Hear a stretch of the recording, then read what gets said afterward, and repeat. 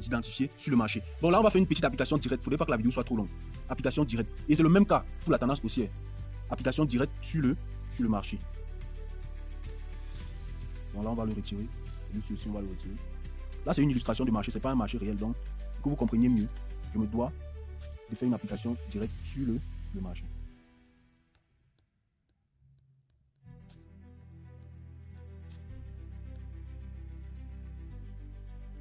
Voilà.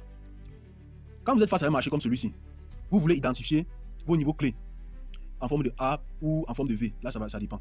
Cherchez d'abord à identifier quelle est la tendance actuelle du marché. Regardez bien, nous sommes sur la time frame H4. Donc là, on peut descendre peut-être en H1.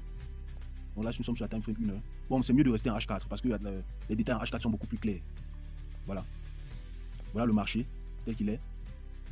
Si vous voulez déterminer votre niveau clé sur ce marché, ne vous précipitez pas à le faire comme ceci. Faites plutôt ceci. Passez au graphique en ligne. Donc vous tapez sur les 3 points là. Vous choisissez type de graphique. Graphique en ligne. Voilà. Vous avez vu.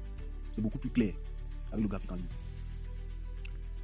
Sinon, par exemple, dans cette section-ci. La section que je vais marquer ici. C'est une section marquée par quoi? Une succession de plus bas, de plus en plus bas. Cette petite section-ci. Donc on peut parler d'une mini tendance baissière. Vous voyez que les niveaux clés sont beaucoup plus évidents avec le graphique en ligne. Il n'y a pas de mèche et tout ça. Donc vous choisissez juste votre rayon ici et vous marquez tout simplement ce niveau clé. Il a quelle forme? Il est en forme de V. Là vous avez marqué votre niveau clé en forme de V. Donc vous pouvez encore essayer de marquer notre niveau clé en forme de V. Quelque part ici. Un autre niveau clé encore. Mais cette fois-ci c'est un niveau clé en forme de A. Ou même en forme de V. On va continuer en forme de V pour être beaucoup plus discipliné et logique.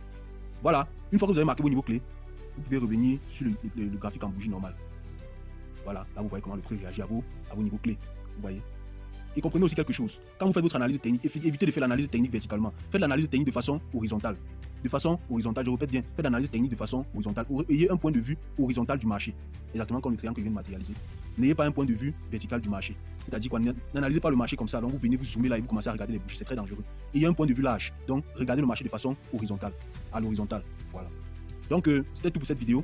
On se prend dans la prochaine vidéo. Donc, allez sur cette vidéo. Je suis sûr que vous êtes capable d'identifier puis de ressortir les niveaux clés, que ce soit les niveaux clés en forme de A ou en forme de V.